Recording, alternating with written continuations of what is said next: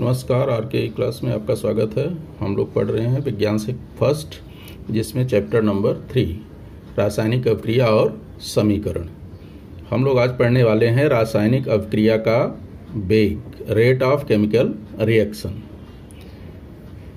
तो rate of chemical reaction को समझने के लिए यहाँ पे कुछ एग्जाम्पल्स दिए गए हैं। इसको ज़रा हम समझते हैं क्या है कि जैसे यहाँ दिया गया है, नीचे दी गई प्रक्रियाओं में लगने वाले समय के आधार पर उनके दो समूहों का वर्गीकरण कीजिए तथा समूह को शीर्षक दीजिए। यानी समय के आधार पर इन क्रियाओं को बताना है। जैसे ये है, रसोई गैस को उष्मा देने पर जलने लगता है। जैसे ही गैस में आग लगाएंगे या जलाएंगे उसको, वो क्या होता है, तुरंत जलने लगता है। और दूसरा दिया जैसे लोहे में जंग लगना। दोनों में क्या अंतर दिख रहा है? अब ये अभिक्रिया जो है तुरंत होती है, जबकि लोहे में जंग जो है धीरे धीरे काफ़ी समय में लगता है। तो इस आधार पर जो ये वर्गीकरण करना है उसको हम दो चीज़ में बांट सकते हैं, शीघ्र अभिक्रिया या जैसे तीव्र कर सकते हैं, तीव्र गति अभिक्रिया, और दूसरा क्या, मंद गति अभिक्रिया, या इसका नाम देते हैं अभिक्रिया, मंद गति से अभिक्रिया और ये तीव्र अभिक्रिया।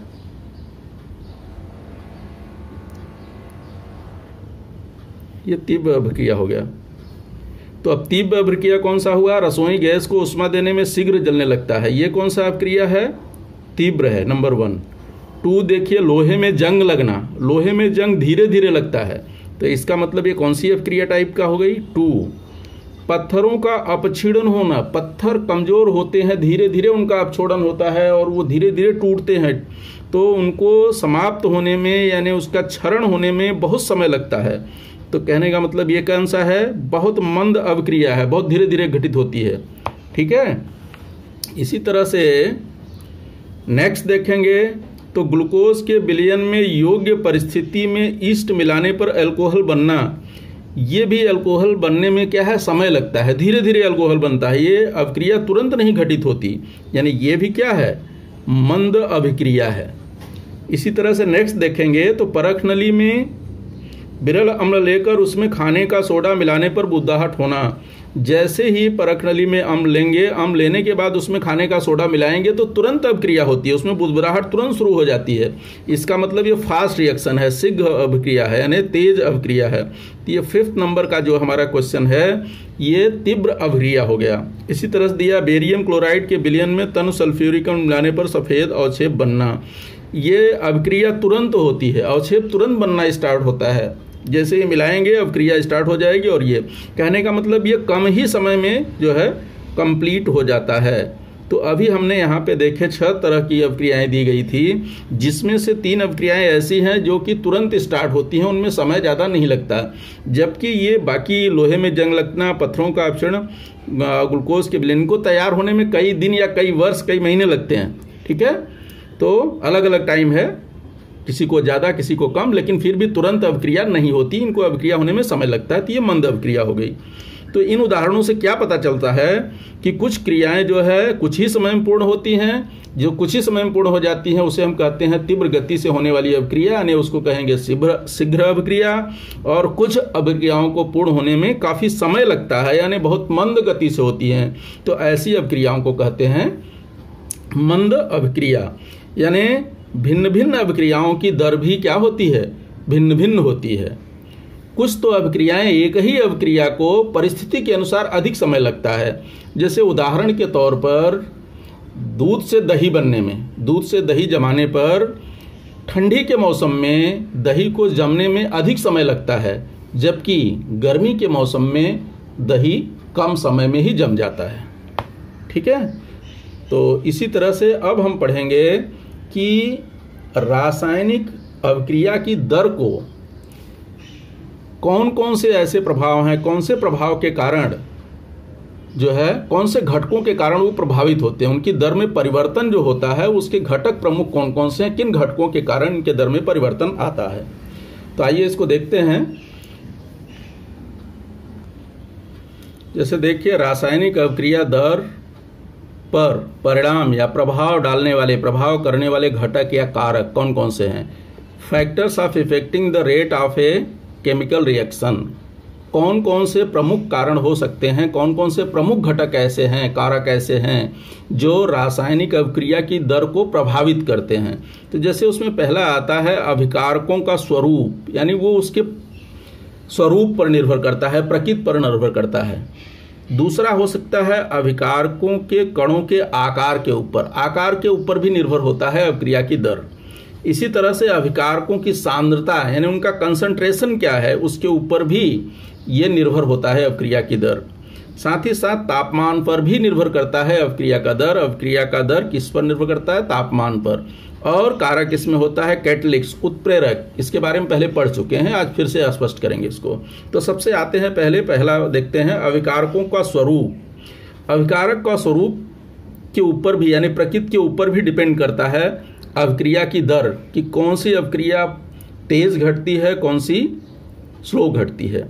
जैसे मान लो जिंक है, जिंक के चूर्ण को अगर तनु हाइड्रोक्लोरिक अम्ल में मिलाएंगे तो क्या बन जाएगा? जो है जिंक क्लोराइड, और हाइड्रोजन गैस मुक्त होगी। ठीक है, अभी ये रिएक्शन संतुलित नहीं है तो इसको संतुलित कर सकते हैं। ये तो बताया गया कि जब जिंक के चूर्ण को या जिंक डस्ट को HCl में मिलाएंगे तो जिंक क्लोराइड और हाइड्रोजन गैस बनता है। अब यहाँ पर ये संतुलित नहीं है, संतुलित करना चाहेंगे तो इसको संतुलित कर सकते हैं। ठीक है, इसी तरह से एक दूसरा उदाहरण ले लेते हैं। जैसे एल्युमिनियम को, अगर एल्युमिनियम को HCl में मिलाते हैं तब क्या बनता है? इसका भी पानी में अघुलनशील लवण बनेगा, इसका भी, दोनों अघुलनशील लवण है पानी में, ये बन जाएगा एल्युमिनियम क्लोराइड। ठीक है, और इसमें भी हाइड्रोजन गैस मुक्त होगी। चाहे तो रिएक्शन संतुलित कर सकते हैं, इसको भी संतुलित करना जानते हैं। अभी देखिए यहाँ पर जो है H कितना है? 2, इधर 1 है, तो ये लाने के लिए इधर कितने से मल्टीप्लाई करना पड़ेगा? जो है 3 से, क्योंकि ये 2 इधर करेंगे तो 2 से फिर Cl नहीं आएगा, तो यहाँ हो जाएगा 3। तो इधर कितना हो गया? 6, और फिर 6 करने के लिए इधर लाना पड़ेगा 2, और फिर यहाँ हो जाएगा कितना? 2। ये संतुलित करना सीख चुके हैं, इसमें ज़्यादा टाइम नहीं देना है। तो इस तरह से ये इसका रिएक्शन है कि ये तैयार होता है H2। लेकिन इन दोनों अभिक्रियाओं में यह अभिक्रिया जो जिंक वाली है वो मंद गति से होती है, जबकि यह इसकी अपेक्षा एल्युमिनियम जो है तीव्र गति से होती है। तो इन दोनों अभिक्रियाओं में जो है इसकी अभिक्रिया तेज होती। कहने का मतलब ये अधिक जो क्रियाशील धातु है वह जल्दी रिएक्शन करता है। तो इन दोनों अभिक्रियाओं में एक अभिक्रिया जो है, दोनों में ये अभिक्रिया जो है एल्युमिनियम की क्या होगी? तीव्र। ये तीव्र गति से होती है, जबकि इसकी अपेक्षा ये क्या होती है? मंद गति से होती है। जिंक के साथ जो अभिक्रिया होगी उसकी अपेक्षा ये तेज होगी, यानी एल्युमिनियम की अपेक्षा जिंक की गति तेज होती है। जिंक का रिएक्शन जो है स्लो गति से होता है, जबकि एल्युमिनियम अगर HCl में डालते हैं तो अपेक्षाकृत तेज होता है। कहने का मतलब एल्युमिनियम इसमें जल्दी से घुल जाता है, जबकि जिंक को घुलने में समय लगता है। तो ये अभिक्रिया तीव्र हो गई और ये मंद हो गई। इसी तरह से दूसरा उदाहरण ले सकते हैं। जैसे अपने किचन में खाना पका रहे हैं तो अभिकारकों का स्वरूप क्या होता है? जैसे पानी में सब्जी पकने में समय ज़्यादा लगता है, जबकि अगर वही सब्जी को तेल में पकाएंगे तो शीघ्र पक जाता है। तो यहाँ पर नेचर पर डिपेंड करता है। सब्जी दोनों में सेम है, परंतु एक जगह पानी मिला रहे हैं तो दूसरी जगह तेल है, तो तेल में जल्दी पकती है जबकि पानी में देर में पकती है। तो एक तीव्र अभिक्रिया हो गई, एक मंद अभिक्रिया हो गई। इसी तरह से आते हैं अब हम सेकंड पॉइंट पर, अभिकारकों के कणों का आकार। जो सेकंड फैक्टर है अपना, अभिकारकों के कणों के आकार पर निर्भर करता है। अभिकारकों के कणों का आकार। अब इसमें क्या है कि अगर कण जो है बड़े रहेंगे तो अभिक्रिया में समय ज़्यादा लगता है अभिक्रिया घटित होने में। यदि कण छोटे छोटे रहेंगे तो अभिक्रिया शीघ्र घटित होगी। जैसा कि पुस्तक में दिया है एक एग्जाम्पल करने के लिए। शाहबादी फर्श के टुकड़े को बुरादा लीजिए और बड़े टुकड़े लीजिए, दोनों में जो है 10 ml HCl मिलाना है। तो कहने का मतलब कैल्शियम कार्बोनेट को जब HCl में डालेंगे तो कार्बन डाइऑक्साइड मुक्त होती है, लेकिन अगर टुकड़े बड़े बड़े होंगे तो जो कार्बन डाइऑक्साइड के बुलबुले होते हैं वो बहुत मंद गति से निकलते हैं, धीरे धीरे निकलते हैं। और जबकि अगर उसके टुकड़े ले लोगे तो उसमें अभिक्रिया तेज होती है। तो कहने का मतलब कि अभिकारकों के कणों के आकार पर अभिक्रिया की दर निर्भर करती है। अगर कणों का आकार छोटा है तो अभिक्रिया की दर तेज होगी, और कणों का आकार बड़ा है तो अभिक्रिया की दर जो है कम होगी। दूसरा उदाहरण भी अपना दैनिक जीवन में ले सकते हैं। जैसे कोई घोल बनाना है, समझो नमक ही है, नमक के अगर बड़े बड़े टुकड़े हैं पानी में घोलो और दूसरे सेम पानी में जो है थोड़ा सा पाउडर लो नमक का, उसको घोलो, तो देखते हैं तुरंत जो है ये घोल बन जाता है चूर्ण वाले का, पाउडर वाले का, जबकि बड़े टुकड़े को घुलने में समय लगता है। अपने किचन का उदाहरण ले सकते हैं। कोई सब्जी पका रहे हैं और उसमें बड़े बड़े टुकड़े डालो फिर छोटे छोटे डालो, सेम क्वांटिटी तेल का लो, पानी का लो, सब कुछ, लेकिन जो छोटा छोटा टुकड़ा रहेगा उसमें सब्जी जल्दी पक जाएगी और जो बड़ा बड़ा रहेगा उसको टाइम लगता है। तो कहने का मतलब अभिक्रिया की दर कणों के आकार पर निर्भर होती है। अगर कणों का आकार छोटा रहेगा तो अभिक्रिया की दर तेज होगी, और कणों का आकार बड़ा रहेगा तो अभिक्रिया की दर स्लो होगी। जैसा हमने उदाहरण के तौर पर ये शाहबादी पत्थर यानी कैल्शियम कार्बोनेट के टुकड़े को देखा। अगर चूर्ण डालेंगे HCl में तो अभिक्रिया की दर तेज होगी, यानी कार्बन डाइऑक्साइड जो मुक्त होगी वो तेज गति से होगी, और यदि टुकड़ा बड़ा रहेगा तो स्लो होगी। इसी तरह से नेक्स्ट पॉइंट पर आते हैं। अगला पॉइंट है अभिकारकों की सांद्रता। अभिकारकों की सांद्रता, कंसंट्रेशन, यानी गाढ़ा और पतला। जैसे कोई अभिक्रिया लिया, उदाहरण के तौर पर जैसे कैल्शियम कार्बोनेट है, अगर उसको तनु अम्ल के साथ क्रिया करते हैं तब कार्बन डाइऑक्साइड जो है गैस मुक्त होती है, परंतु धीरे धीरे मुक्त होती है। यानी कैल्शियम कार्बोनेट को जैसे ही इसमें डालेंगे, कैल्शियम कार्बोनेट में अगर अम्ल मिलाएंगे तो अम्ल के मिलाने पर, कोई भी अम्ल ले लीजिए, अम्ल मिलाएंगे, अम्ल मिलाने पर क्या होगा कि अगर ये तनु है तब ये कार्बन डाइऑक्साइड धीमी गति से मुक्त होगी, CO2 की जो गति होगी वो धीमी होगी। और यदि यही कैल्शियम कार्बोनेट में जो अम्ल मिला रहे हैं, जो भी अम्ल मिलाइए, अगर ये सांद्र है तब जो ये CO2 मुक्त होगी इसकी गति क्या होगी? तीव्र होगी। कहने का मतलब अगर एक ही सामान जो है, चाहे कैल्शियम कार्बोनेट जो भी है, अगर अम्ल तनु है, पतला है, तो उसमें अभिक्रिया की दर क्या होगी? सीमी होगी। यानी जब इसमें कैल्शियम कार्बोनेट को इस अम्ल में डुबाएंगे तो अदृश्य होता है, कैल्शियम कार्बोनेट घुलता है लेकिन धीरे धीरे घुलता है, और कार्बन डाइऑक्साइड गैस भी धीरे धीरे मुक्त होती है। लेकिन जब कैल्शियम कार्बोनेट को सांद्र अम्ल में डालेंगे तो ये तेजी से गायब हो जाता है, तेजी से कैल्शियम कार्बोनेट जो है अदृश्य हो जाता है, और निकलने वाली गैस भी तेज होती है। इसके जो बुलबुले होते हैं वो तेज गति से निकलते हैं। इससे स्पष्ट होता है कि अभिकारकों की दर जो है, ये रासायनिक अभिक्रिया की दर अभिकारकों की सांद्रता पर निर्भर होती है। ठीक है, सांद्रता अधिक रहेगी तो अभिक्रिया की दर तेज होगी, सांद्रता कम रहेगी तो अभिक्रिया की दर स्लो होगी। ठीक है, सांद्रता के ऊपर डिपेंड रहता है। अगर पतला है, डाइल्यूट है, तो अभिक्रिया की दर स्लो, कंसंट्रेटेड है तो तीव्र। अब आते हैं नेक्स्ट पॉइंट में। अभिक्रिया का तापमान टेम्परेचर पर भी डिपेंड करता है। अभिक्रिया की दर, ये अभिक्रिया की दर टेम्परेचर पर निर्भर होती है, तापमान पर निर्भर होती है। यदि तापमान अधिक रहेगा तो रासायनिक अभिक्रिया जो है तुरंत होती है, और तापमान कम रहेगा, तापमान स्लो रहेगा तो अवक्रिया नहीं होती है।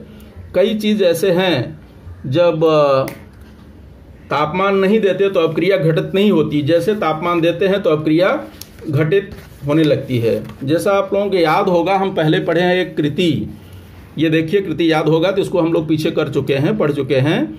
अब अगर इसको उष्मा न दिया जाए, उस समय कैल्शियम कार्बोनेट रख करके ये पाइप को इसमें डाल दिया जाए तो क्या चूने का पानी दूधिया होगा? चूने का पानी दूधिया नहीं होता तब तक जब तक कि उष्मा नहीं दी जाती। यानी उष्मा नहीं देंगे तो इसका मतलब इसमें से कार्बन डाइऑक्साइड गैस नहीं निकलती है। पानी, चूने का पानी दूधिया क्यों होता है? कार्बन डाइऑक्साइड गैस के कारण। और यहाँ पे है कैल्शियम कार्बोनेट, यानी कैल्शियम कार्बोनेट से अपने आप कार्बन डाइऑक्साइड गैस नहीं निकल रही है। लेकिन जैसे ही तापमान बढ़ाते हैं, यानी इसको उष्मा देते हैं, उष्मा देंगे तो तापमान बढ़ेगा, तापमान बढ़ने पर यह अवक्रिया घटित हो जाती है। तो कहने का मतलब तापमान बढ़ाने पर अवक्रिया की दर भी क्या होती है? बढ़ जाती है। तो तापमान पर निर्भर करता है। दूसरा, दैनिक जीवन में भी उदाहरण ले सकते हो। कोई चीज़ घोल बना रहे हो, अगर पानी में, समझो पानी में ही घोल बना रहे हैं, यदि वो घुल नहीं रहा है, घुलने में समय लग रहा है, यदि थोड़ा सा उसको उष्मा दे दो या पानी को गर्म कर दो तो वो क्या होता है? तुरंत घुल जाता है।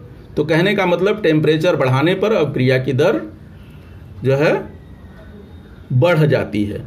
तो ये कारक इसका तापमान भी है। तापमान बढ़ने पर अवक्रिया की दर जो है बढ़ती है। इसके बाद नेक्स्ट आते हैं उत्प्रेरक, कैटेलिस्ट। इसका भी उदाहरण पहले पढ़ चुके हैं, उत्प्रेरक का भी। उत्प्रेरक होता क्या है कि वे पदार्थ जिनकी उपस्थिति से रासायनिक अवक्रिया की दर परिवर्तित होती है परंतु उस पदार्थ में किसी भी प्रकार का रासायनिक परिवर्तन नहीं होता, ऐसे पदार्थ को उत्प्रेरक कहते हैं। इसको हमने पीछे भी उदाहरण देकर बताया है। जैसे दैनिक जीवन में खेल के समय दर्शक दीर्घा में बैठे हुए दर्शक लोग यात्रियों को शाबाशी देकर उनके मनोबल को बढ़ाते रहते हैं, परंतु खुद क्रिया में भाग नहीं लेते, खेल में भाग नहीं लेते, लेकिन खिलाड़ियों को उत्साह देकर उनका मनोबल बढ़ाते रहते हैं। तो ये उत्प्रेरक हो गया। उदाहरण के तौर पर जैसे ये क्लोरेट है, पुस्तक में दिया है आपके, क्लोरेट, पोटेशियम क्लोरेट को गर्म करने पर उसका अपघटन जो है मंद गति से होता है। ये जो रिएक्शन यहाँ पे दिया है, ये अपघटन होता है लेकिन बहुत स्लो गति से होता है। परंतु अगर मैग्नीज डाइऑक्साइड उसमें मिला दें, उसकी उपस्थिति लगा दें, यहाँ पे इसके नीचे जो है रख दें, रिएक्शन में मिला दें, तो ये मैग्नीज डाइऑक्साइड जो है रासायनिक अभिक्रिया में भाग नहीं लेगा, परंतु इसकी अवक्रिया की दर को क्या करता है? बढ़ा देता है। यानी ये अवक्रिया जो मंद गति से हो रही थी वो अवक्रिया तेजी से होने लगती है। पीछे इसका एक उदाहरण और भी आप लोगों ने देखा होगा कैटलिस्ट का, कि वनस्पति तेल से वनस्पति घी बनाते समय उत्प्रेरक का उपयोग करते हैं। जैसे ये उदाहरण शायद आपको याद होगा कि वनस्पति तेल हाइड्रोजन गैस की उपस्थिति में, जब हाइड्रोजन गैस में वनस्पति तेल मिलाते हैं तब यहाँ पर क्या होता है, ये निकिल उत्प्रेरक, टेम्परेचर भी उसको अधिक देना पड़ता है और निकिल उत्प्रेरक देते हैं तब वनस्पति घी तैयार होता है। यानी कुछ अवक्रियाएं ऐसी होती हैं जो उत्प्रेरक की उपस्थिति में घटित होती हैं। कहने का मतलब अवक्रिया की दर बढ़ाने में उत्प्रेरक का भी कार्य होता है। तो उत्प्रेरक की उपस्थिति में अवक्रिया की दर बढ़ जाती है। ठीक है, इस तरह से ये प्रमुख कारक हैं 5, जिसकी घटक हैं, चाहे कारक कहिए चाहे घटक कहिए, जिसकी वजह से अवक्रिया की दर में बढ़ोतरी होती है। और भी कुछ अवक्रियाएं हैं दैनिक जीवन में अपने, जो अपने आप घटित होती रहती हैं। उसको जैसा देखेंगे तो प्रत्येक रासायनिक परिवर्तन में एक या एक से अधिक रासायनिक अवक्रियाएं घटित होती हैं। कुछ रासायनिक अवक्रियाओं की गति तीव्र होती है, कुछ की मंद होती है। जैसा देखा अभी भी ये भी पढ़ा, तीव्र अम्ल, तीव्र क्षारक। अम्ल अगर तीव्र है तो उसमें अवक्रिया तेज होगी, उसी तरह से तीव्र क्षारक है, बेस है, उसमें भी जो है अवक्रिया तीव्र होगी। अपने शरीर में एंजाइम जो प्रकीर्ण है वो भी रासायनिक अवक्रिया की दर को बढ़ाते रहते हैं, जो कि ये अवक्रियाएं शरीर के तापमान पर ही निर्भर होती हैं, घटित होती हैं। और जैसा कुछ नाशवान पदार्थ हैं, शीतक फ्रिज में रख दो तो ज़्यादा दिनों तक टिकते हैं, और अगर बाहर रहने पर वो जल्दी खराब हो जाते हैं। यानी वो तापमान के ऊपर डिपेंड करता है। जैसे दूध है, दूध को अगर बाहर रखें तो काफ़ी समय तक वो टिका नहीं रहता है, यानी वो खराब हो जाता है, फट जाता है। जबकि उसको फ्रिज में रख दें तो काफ़ी देर तक सुरक्षित रहता है। पानी की अपेक्षा तेल में सब्जियां जल्दी पकती है, इसका उदाहरण हम पहले दे चुके हैं। इसी तरह से कई अवक्रियाएं हैं। जैसे रासायनिक अवक्रिया की दर अधिक हो तो कारखानों में रासायनिक प्रक्रिया अधिक लाभदायक होती है। ठीक है, पर्यावरण की दृष्टि से भी रासायनिक अवक्रिया जो है दर बहुत महत्वपूर्ण है।